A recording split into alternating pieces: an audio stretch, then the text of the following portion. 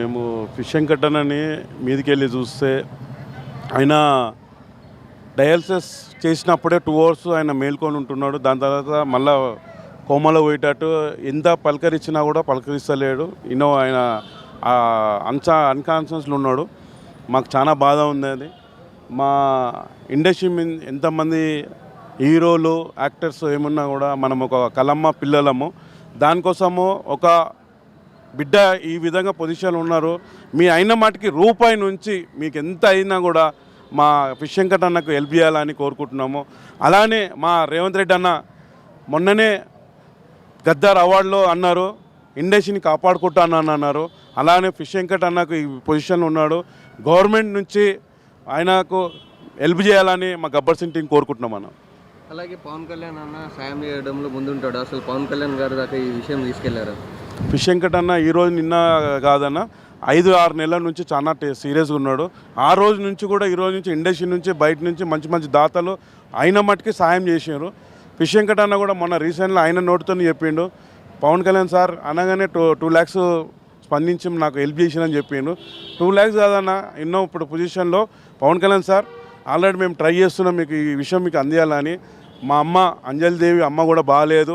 ఆ తల్లి కూడా ఆ పోషమ్మ తల్లి దయ వల్ల ఆ తల్లి కూడా కోలుకోవాలి. అందులో మా ఫిష్ వెంకటన్న కూడా మీకు హెల్ప్ చేయాలని పవన్ కళ్యాణ్ సార్ని రిక్వెస్ట్ చేస్తున్నాను. అలాగే సినీ పెద్దలను కలిసే ప్రయత్నం ఏమైనా చేస్తున్నారు? రేపటి నుంచి మా గబ్బర్ సింగ్ టీం అందరం వెళ్ళి మా వదినమ్మ తరపు నుంచి మా వదినని తీసుకొని వెళ్ళి ఉన్న సిచ్యువేషన్లో డైలీ 50,000 రూపాయలు ఖర్చు అవుతున్నాయి డయాలసిస్ హాస్పిటల్ ఫీజు. అలాగా అలా సిచ్యువేషన్ బాగలేదు. రేపు మా శ్రీనివాస్ యాదవ్ తలసాని అన్న అపాయింట్మెంట్ ఇచ్చాడు. రేపు మా వదినమ్మని నిలిపోయి ఏదైనా సాయం చేయమని అడుగుతున్నాము. అలానే ఇంతకుముందుకు మోహన్ బాబు సార్కి అలా పిఏకి ఫోన్ చేసాం గజాన్నకు. ఆయన కూడా మోహన్ బాబు సార్ కూడా దేవుందాల కన్నప్ప పెద్ద హిట్ అయింది. ఇలాంటి వాళ్ళకు ఒక ఎంటిక మందం సాయం చేయాలి. ఫిష్ వెంకటన్నకు మోహన్ బాబు సార్ చాలా ఇష్టము. దానికోసం అన్న కొంచెం హెల్ప్ చేయాలని చెప్పి మా గబ్బర్ సింగ్ టీం కోరుకుంటున్నాం.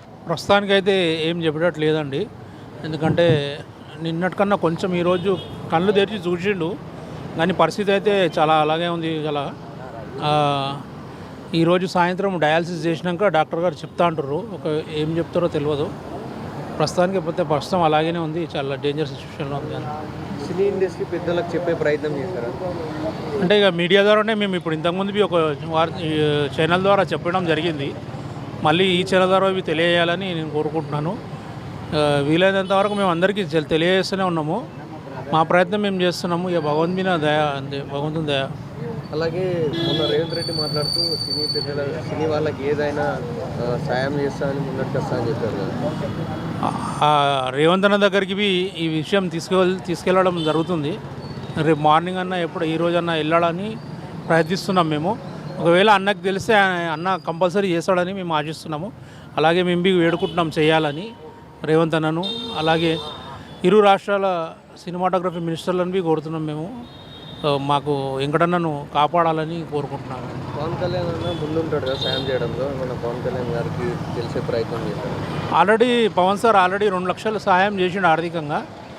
మళ్ళీ ఇప్పుడు ఈ సిచ్యువేషన్ తెలియజేస్తాం మేము. తెలియజేస్తే దాన్ని బట్టి ఏం రిజల్ట్ ఉంటుందో తెలుస్తుంది మాకు. ఇంకా డయాలసిస్ ఇంకోటి చేసిన తర్వాత చెప్తాము. ఒక 24 hours వరకు చెప్తాము. నిన్నటికన్నా ఇవాళ కొంచెం బెటర్గా ఉన్నాడని చెప్పాను. ఇక మేము అందరము వెళ్ళినాము, కలిసినాము. ఆయన్ని దగ్గరుండి కొంచెము